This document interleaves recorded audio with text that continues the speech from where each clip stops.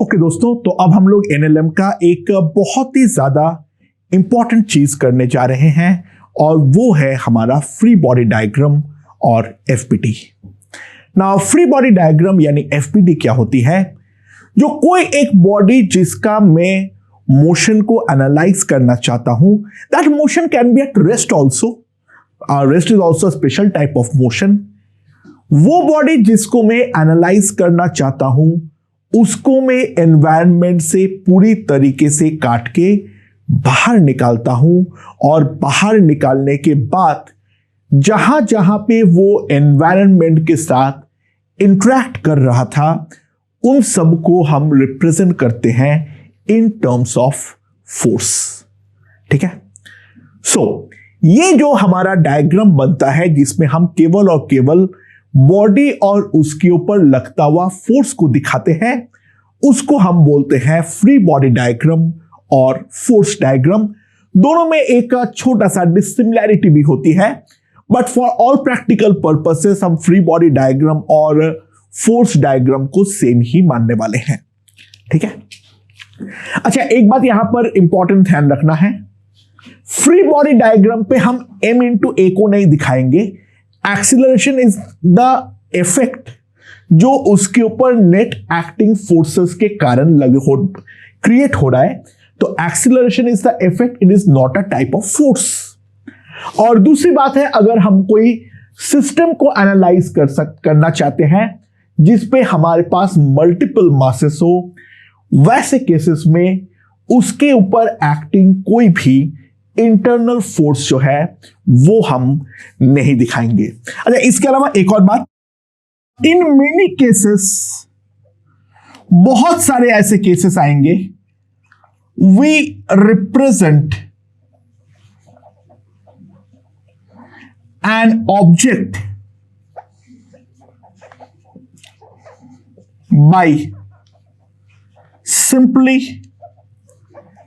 a point. We represent an object by simply a point. तो free body diagram हम किस तरीके से बनाते हैं वो एकदम सिंपल तरीके से चालू करते हुए हम लोग धीरे धीरे धीरे धीरे कॉम्प्लिकेशन की ओर बढ़ेंगे। लेट्स सी, ठीक है। सो अब हम लोग करेंगे draw free body diagrams, right. एकदम बेसिक से चालू करते हैं। अच्छा, तो फर्स्ट वाले पे ये है, हमारे पास एक ब्लॉक है और ये वाला ब्लॉक एक स्मूथ सरफेस के ऊपर रखा हुआ है। ब्लॉक का जो मास है वो है हमारा m। तो यहां पर जो हमारा फ्री बॉडी डायग्राम बनेगा वो हमारा क्या बनने वाला है? तो दोस्तों ध्यान दो, यहां पर m को मैं जैसे ही एनवायरनमेंट से बाहर लेकर आऊंगा, सबसे पहली बात जो फील्ड के अंदर है वो फील्ड का इफेक्ट तो हमें लिखना ही पड़ेगा। तो यहां पर जो फील्ड फोर्स हमारा है दैट इज mg, और उसका डायरेक्शन हम जानते हैं जो वो हमेशा वर्टिकली डाउनवर्ड ही होने वाला है। और दूसरा जो है, बॉडी ये वाले सरफेस के कांटेक्ट में है, तो ये contact surface body of mass m को लात मार के बाहर भेजने का ट्राई करेगा। तो अगर लात मार के बाहर भेजने का ट्राई करेगा तो ऑब्वियस सी बात है सरफेस इसके ऊपर एक अपवर्ड डायरेक्शन में नॉर्मल फोर्स लगाने वाला है, और कोई कांटेक्ट तो है नहीं। जितने कांटेक्ट उतने contact force with proper direction, और जितना फील्ड उसके करस्पॉन्डिंग उतने field force with proper direction. FBD बनाने के दौरान हमें यही ध्यान रखनी पड़ेगी। तो नॉर्मल फोर्स हमारा अपवर्ड होगा और mg जो होगा वो हमारा डाउनवर्ड होगा। क्या इसके अलावा और कोई फोर्स लग रहा है? जवाब है जी नहीं। तो यही है दोनों फोर्स, n और mg। Okay, now let's move on to the second question. थोड़ा सा बदलाव लाते हैं यहां पर। अब जो सरफेस के ऊपर रखा हुआ है वो सरफेस हमारा प्लेन ग्राउंड नहीं होकर वो है एक इंक्लाइन प्लेन पर, और ये इंक्लाइन प्लेन पर जो हमारा बॉडी रहने वाली है, तो दोस्तों ध्यान दो, इसके ऊपर जो फोर्स लगेगा, एक तो यहां पर कांटेक्ट पे एन लगेगा, ये वाला सरफेस इसको भगाने का ट्राई करेगा तो ये वाले सरफेस के परपेंडिकुलर एक एन लगेगा, और इसके अलावा ये mg के फील्ड में है तो वर्टिकली डाउनवर्ड डायरेक्शन पे हमारा mg डेफिनेटली लगने वाली है, राइट। चलो थोड़ा सा और देखते हैं। यहां पर मान लो अब दो ब्लॉक है एक के बदले, ठीक है। अभी तक मैंने धागे को इंट्रोड्यूस नहीं किया हूं तो मतलब कोई टेंशन वगैरह का फंडा यहां पर फिलहाल के लिए नहीं आया है। तो मान लो यहां पर दो ब्लॉक्स है, मास m और कैपिटल M का, यहां पर हमारे पास फोर्सेस क्या क्या होंगे। तो स्मॉल m का अगर मैं ड्रॉ करता हूं दोस्तों, तो ध्यान देना, स्मॉल m के ऊपर एक तो हमारा फील्ड लगेगा ही, क्या लगेगा, ये mg तो हमारा लगेगा ही लगेगा, और ये स्मॉल m का एक ही कांटेक्ट है, वो है कैपिटल M के साथ। तो दोस्तों इसके ऊपर जो फोर्स लगेगा नॉर्मल, वो N1 मेरा अपवर्ड डायरेक्शन में होने वाली है। ऑन द अदर हैंड अगर मैं बात करूं कैपिटल M की, हमारी स्मॉल m की हो गई है, अगर मैं कैपिटल M के बारे में बात करूं तो दोस्तों इसके ऊपर फील्ड के कारण डाउनवर्ड लगेगा कैपिटल mg। नाउ यहां पर कांटेक्ट में स्मॉल m और कैपिटल M जो फोर्स लगाएगा वो आपस में एक्शन रिएक्शन पेयर होगा।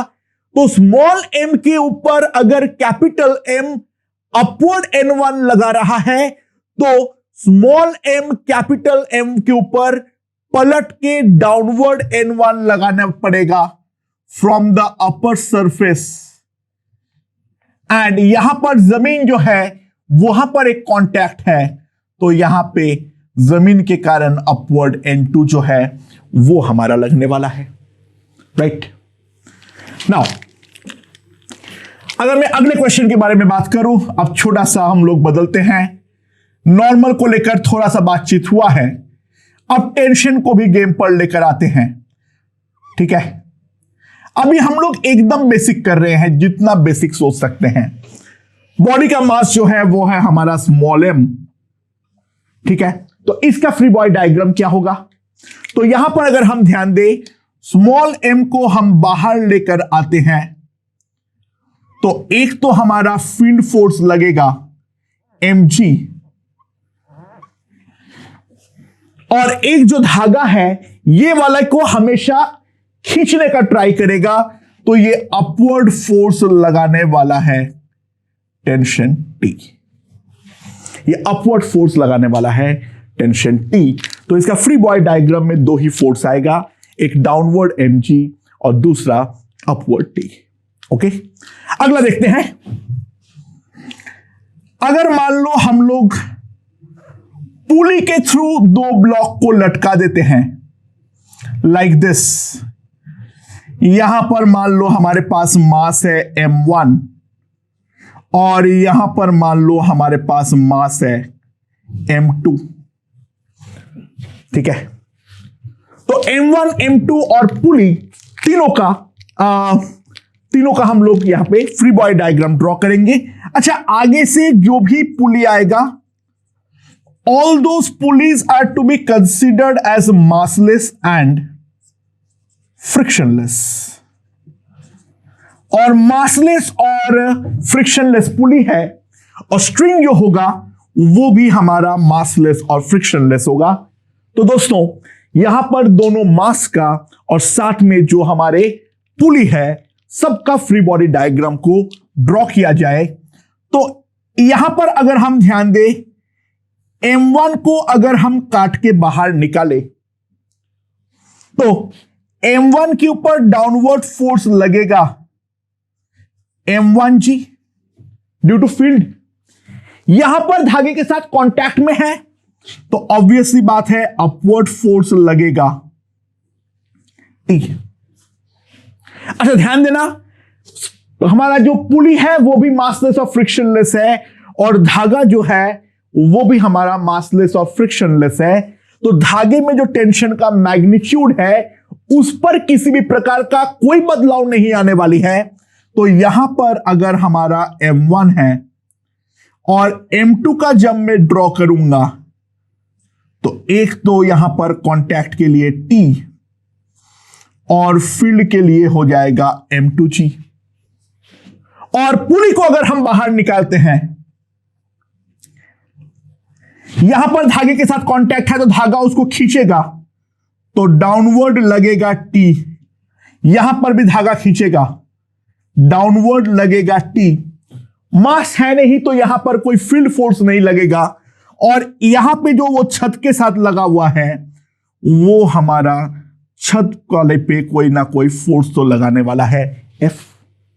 ओके, नाउ मूविंग ऑन, अगला देखते हैं। थोड़ा सा अब और कॉम्प्लिकेशन को डालते हैं हम लोगों का। मान लो एक हॉराइजेंटल सरफेस पे है, ठीक है, और दूसरा हम लोग का इस तरीके से वर्टिकली लटक रहा है।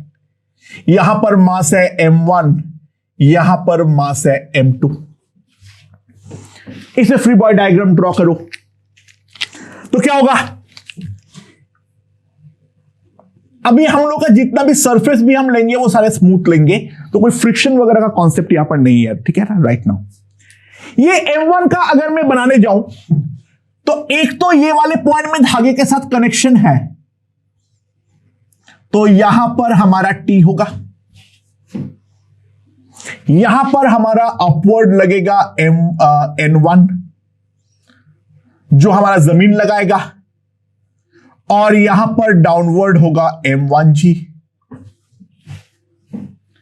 और M2 के बारे में अगर हम बात करें तो इसका एक फील्ड है और एक अपवर्ड टेंशन T है। पुली और स्ट्रिंग दोनों फ्रिक्शनलेस है और स्ट्रिंग मासलेस भी है, तो टेंशन का मैग्नीट्यूड में कोई बदलाव नहीं होगा। हाँ, डायरेक्शन में डेफिनेटली बदलाव आ सकता है। और पुली का अगर मैं बनाने जाऊं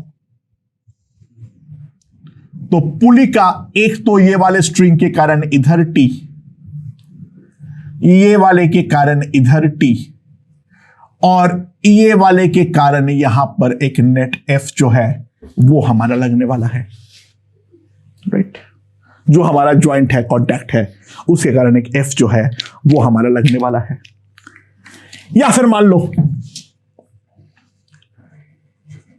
यहां पर एक फ्लैट सरफेस पे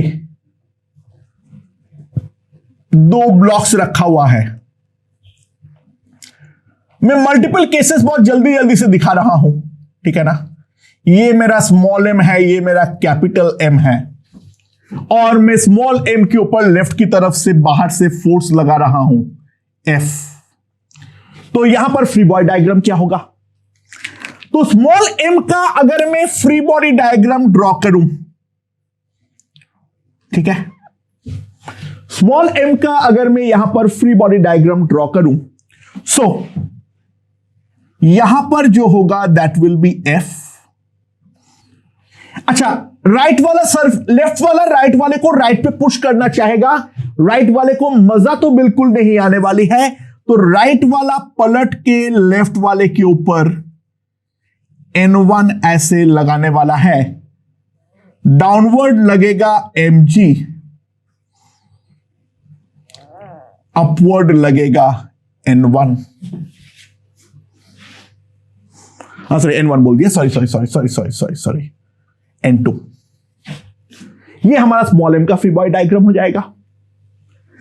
और कैपिटल M का अगर मैं फ्री बॉडी डायग्राम ड्रॉ करूं, अगर स्मॉल m के ऊपर कैपिटल M लेफ्ट की तरफ N1 लगा रहा है तो इसके ऊपर राइट की तरफ पलट के N1 लगाएगा according to the Newton's third law, ठीक है। और फिर जो है यहां पर उसका कैपिटल mg तो लगेगा ही लगेगा, और इसके अलावा एक वर्टिकल डायरेक्शन में जो है वो हमारा n3 लगने वाली है। ओके ओके दोस्तों, तो अगला देखते हैं। मान लो हमारे पास कुछ इस प्रकार का सिनेरियो है, जो हमारे पास एक लिफ्ट है, ठीक है, और ये लिफ्ट जो है ये ऊपर की तरफ एक्सीलरेशन a से जाने वाली है, और यहां पर एक ब्लॉक रखा हुआ है m। तो ये स्मॉल m का फ्री बॉडी डायग्राम हम ड्रॉ करने का ट्राई करेंगे। देखो, ये a होने से या नहीं होने से कोई फर्क नहीं पड़ता है। हमारा फ्री बॉडी डायग्राम में कहीं पर भी ये a को हम इनकॉर्पोरेट नहीं करने वाले हैं, क्योंकि ma is not a type of force.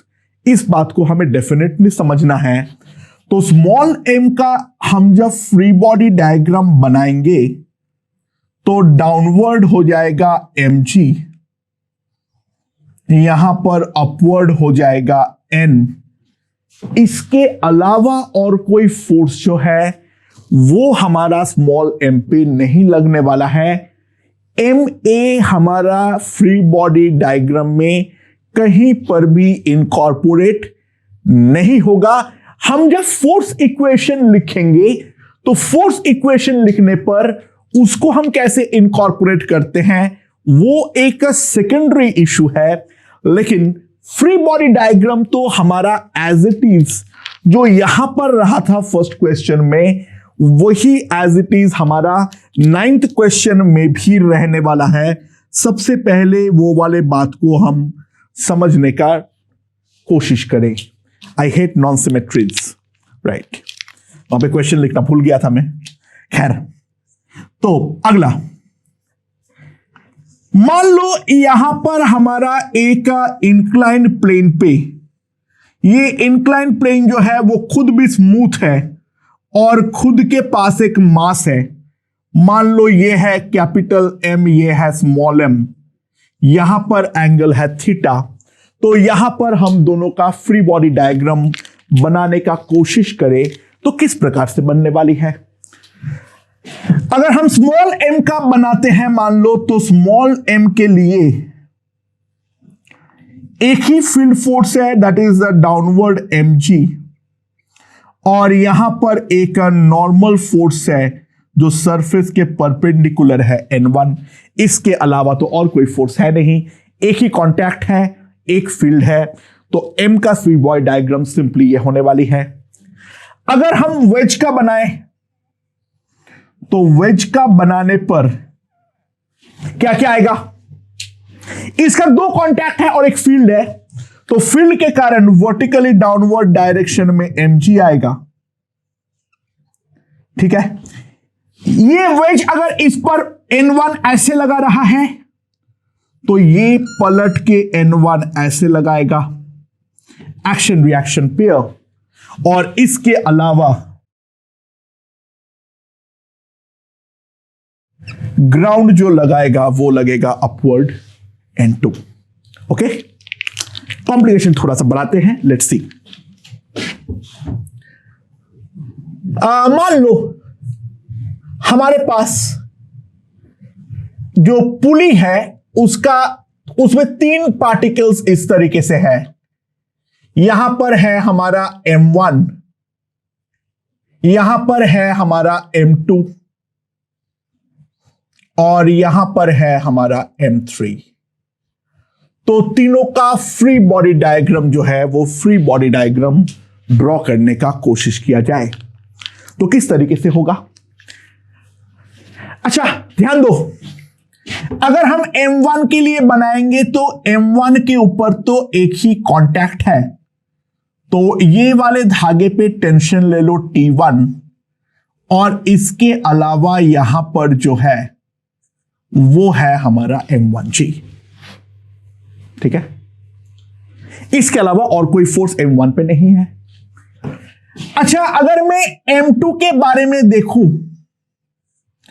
तो ये वाले धागे के कारण मुझे लगेगा अपवर्ड T1, यहां पर लगेगा डाउनवर्ड M2G,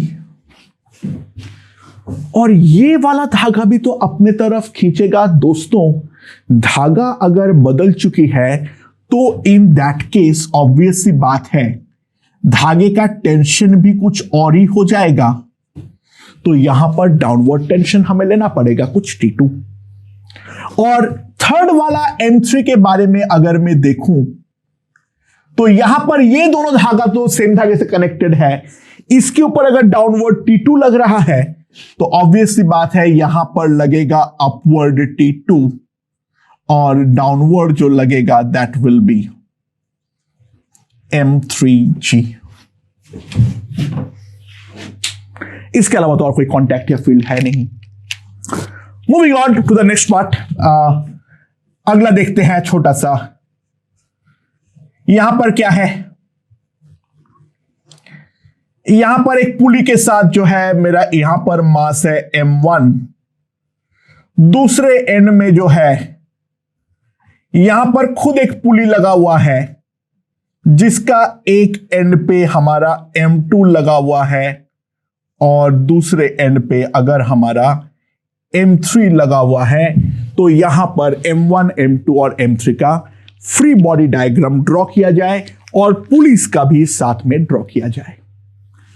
तो मान लो ये वाले धागे में टेंशन है T1 और यहां पर वाले धागे में टेंशन होगा T2। इंडिविजुअल धागे में टेंशन सेम रहेगा, पर धागा चेंज हो जाने पे उनके टेंशंस के बारे में डायरेक्टली कोई कमेंट पास करना मेरे लिए डेफिनेटली संभव नहीं होंगे। तो ऑब्वियस बात है यहां पर मैंने मान लिया कोई टेंशंस होंगे, ठीक है। तो M1 के ऊपर अगर हम देखें, एक अपवर्ड लगेगा टेंशन T1 और डाउनवर्ड लगेगा M1G। M2 के बारे में अगर हम देखें, यहां पर लगेगा M2G और यहां पर कोई धागे में टेंशन हो जाएगा T2। M3 वाले के लिए हम लोग अगर ध्यान से देखें तो डाउनवर्ड हो जाएगा M3G और अपवर्ड हो जाएगा T2। ऊपर वाला बड़ा पुली के लिए देखें तो यहां का दोनों धागा T1 और T1 से नीचे की तरफ खींचना चाह रहा है और छद इसके ऊपर फोर्स लगा रहा है F। और नीचे वाले पुली के लिए अगर हम देखें, यहां पर ये वाला धागा लगाएगा टेंशन T1 और यहां पर अगर हम ध्यान दें इन दोनों पे लगेगा T2 और T2। दोनों पुलीज मासलेस होने के कारण ऑब्वियस सी बात है हमारा कोई फील्ड फोर्स जो है यहां पर एक्टिंग नहीं होंगे। ओके, तो अगला डायग्राम देखते हैं क्या बोल रहा है इस पे। अगर मान लो बहुत सारे पुलिस हो जाए तो इन दैट केस हम क्या करेंगे, लेट्स सी। तो अभी टेंशंस के बीच में रिलेशंस वगैरह हम नहीं निकाल रहे हैं, वो राइट नाउ हमारा काम तो है ही नहीं, ठीक है।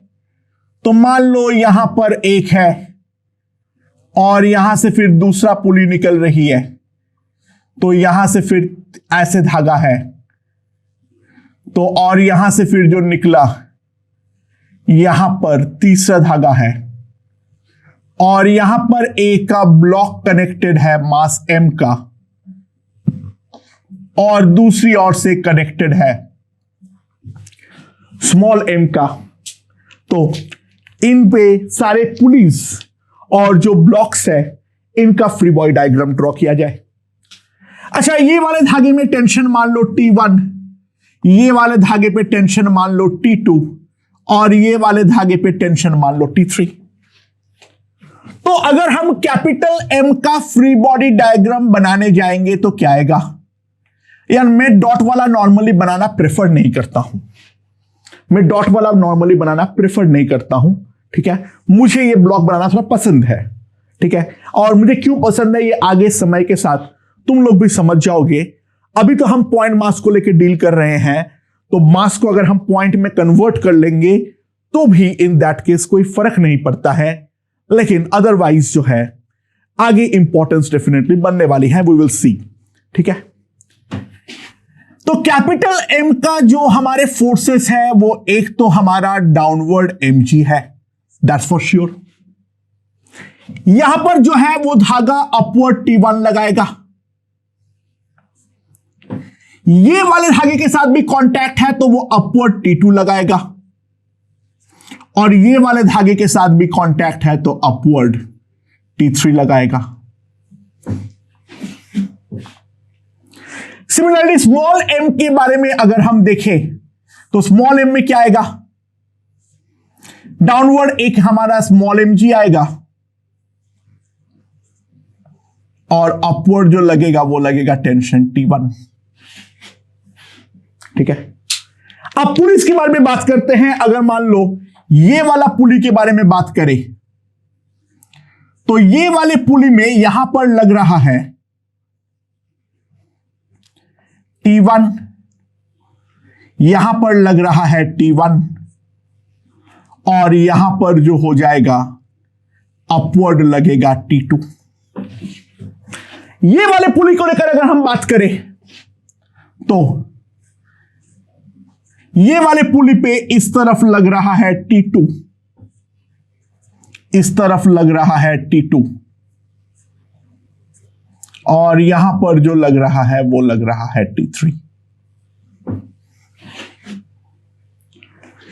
एंड नाउ यहां पर लग रहा है T3, यहां पर लग रहा है T3, तो अपवर्ड जो लगेगा वो लगेगा F। ठीक है, तो ये सारे पुलीज और इसका फ्री बॉडी डायग्राम हो चुका है। ओके, अगला देखते हैं। मान लो हमारा पास यहां पे ग्राउंड है, दीवार है, और ये दीवार के साथ हमारा एक बॉल जो है वो हमारा इस तरीके से कांटेक्ट में है। तो बॉल का फ्री बॉडी डायग्राम ड्रॉ करो। यहां पर एंगल है मान लो थीटा। सो ऑब्वियसली बात है यहां पर लगेगा एक टेंशन T, डाउनवर्ड लगेगा एक mg, यहां पर लगेगा एक n, ये हमारा लगने वाला है। राइट, नाउ और तो कुछ नहीं है, सारे के सारे हम लोगों ने ड्रॉ कर लिए हैं। अगले वाले पे मान लो इस प्रकार से है, ये हमारा दीवार है, दीवार को सीधी बना लेते हैं। ठीक है, और यहां पर जमीन जो है वो हमारा इस तरीके से है, दोनों के बीच में एंगल जो है वो है हमारा थीटा। एक बॉल जो है वो हमारा यहां पर इस तरीके से रखी हुई है। तो इसके फ्री बॉडी डायग्राम कैसे बनेगा, कितने कॉन्टैक्ट्स, 2, और कितने हमारे पास फील्ड, 1, सारे के सारे फोर्स सेंटर के थ्रू पास करेगा, कॉमन नॉर्मल। यहां पर होगा N1, यहां पर होगा N2, और यहां पर होगा mg। ये हमारे तीनों फोर्सेस होंगे। या फिर मान लो अगर हमारे पास मल्टीपल बॉल्स हो, एक बॉल ऐसे, एक बॉल ऐसे, कोई कारण पर रुका हुआ है, वो हमारे कोई ध्यान देने वाली बात नहीं है। तीनों बॉडी का फ्री बॉडी डायग्राम ड्रॉ करो। तो ऊपर वाले बॉल के लिए अगर मैं ड्रॉ करूं तो इन दोनों के कॉमन नॉर्मल के अलोंग लगेगा N1, इन दोनों के कॉमन नॉर्मल के अलोंग लगेगा N2, और इसके अलावा लगेगा M1G। मासेस ले लो M1, M2, M3। Now M2 के लिए अगर मैं ड्रॉ करूं, M1 पलट के इसके ऊपर इस तरफ लगाएगा N1, ग्राउंड पे ऊपर की तरफ लगेगा N3 और यहां पर लगेगा M2G। नाउ यहां पर M3 के सॉरी M2 के ऊपर M3 भी इस तरफ एक फोर्स लगाएगा, सॉरी उसको बोल दो N4।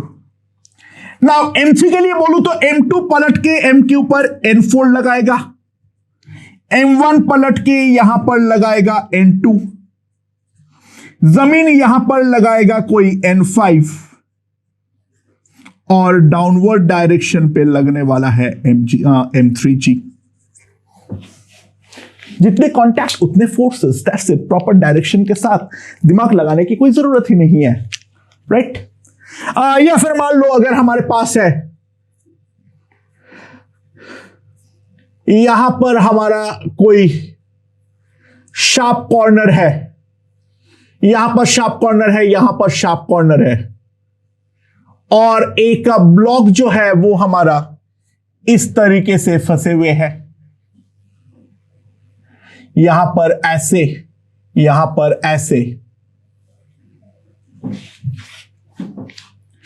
ना शार्प कॉर्नर होने के कारण वहां पे नॉर्मल का डायरेक्शन तो डिफाइंड नहीं होगा, तो इसके अकॉर्डिंग यहां पर लगेगा परपेंडिकुलर N1, ये क्योंकि यहां का सरफेस हमारा डिफाइंड है और यहां पर भी शार्प कॉर्नर है, तो यहां का तो डायरेक्शन डिफाइंड नहीं है, तो इसके कारण इसके ऊपर इसके परपेंडिकुलर जो होगा दैट विल बी N2 और इसके अलावा वर्टिकल डायरेक्शन में लगेगा हमारा Mg। या फिर एक लास्ट एग्जांपल और ले लेते हैं इसके ऊपर जल्दी से। तो दोस्तों ध्यान दो, मान लो हमारे पास एक ब्लॉक कैपिटल M का इस तरीके से है, यहां पर एक पुली है, इसके साथ एक स्मॉल m का ब्लॉक जो है वो लगा हुआ है, बाकी ये वाले ब्लॉक का दूसरा, ये वाले धागे का दूसरा एंड जो है वो हमारा उसके साथ बंधा हुआ है। चलो एक काम करो, थोड़ा सा कॉम्प्लेक्स लेते हैं, थोड़ा सा कॉम्प्लेक्स कर लेते हैं। यहां पर हमारा इस तरीके से है, ये यहां से पुली से घूम के, यहां से भी घूम के यहां पर आ रहा है। तो कैपिटल M और स्मॉल m का फ्री बॉडी डायग्राम ड्रॉ करो। अच्छा, कैपिटल M में क्या होगा? अरे कैपिटल M को जब मैं ड्रॉ करूंगा तो दोस्तों चतुराई इसी में होगी, जो पुली को भी इसी का हिस्सा ले लो, कोई फर्क तो नहीं पड़ता है। पुली को तो अलग से भी लोगे तो एक इक्वेशन जबरदस्ती अलग से बनानी पड़ेगी, बेस्ट है उसी के साथ कनेक्टेड है, तो उन दोनों के बीच में इंटरैक्टिंग फोर्स लेके क्या उखाड़ोगे, तो बेटर इसलिए ये है पुली को भी इसका हिस्सा ले लो। तो कैपिटल M के अगर हम देखें, यहां पर एक कांटेक्ट तो यहां पर टेंशन T, यहां पर एक कांटेक्ट तो यहां पर टेंशन T, यहां पर एक कांटेक्ट तो यहां पर टेंशन T। स्मॉल m अपने से दूर इसको भेजने का कोशिश करेगा तो यहां पे नॉर्मल N1, फील्ड एक यहां पर है Mg, ग्राउंड के साथ कांटेक्ट पे है तो अपवर्ड डायरेक्शन में नॉर्मल N2। ये है हमारा कैपिटल M का फ्री बॉडी डायग्राम। और स्मॉल m का अगर हम फ्री बॉडी डायग्राम ड्रॉ करें, यहां पर अपवर्ड डायरेक्शन में टेंशन T, स्मॉल m अगर कैपिटल M के ऊपर पलट के N1 लगा रहा है तो यह भी पलट के N1 लगाएगा, और इसके अलावा एक field that is equals to small mg। So मोटे मोटे तौर पे फ्री बॉडी डायग्राम किस तरीके से ड्रॉ करना है उसका एक बेसिक आइडिया मेरे ख्याल से यहां तक हमें लग चुके हैं। और अब हम ये जो FBD बनाना सीखे हैं, यानी फोर्स डायग्राम बनाना सीखे हैं, उसको हम लोग क्वेश्चंस के लिए अप्लाई करना चालू करेंगे। ओके।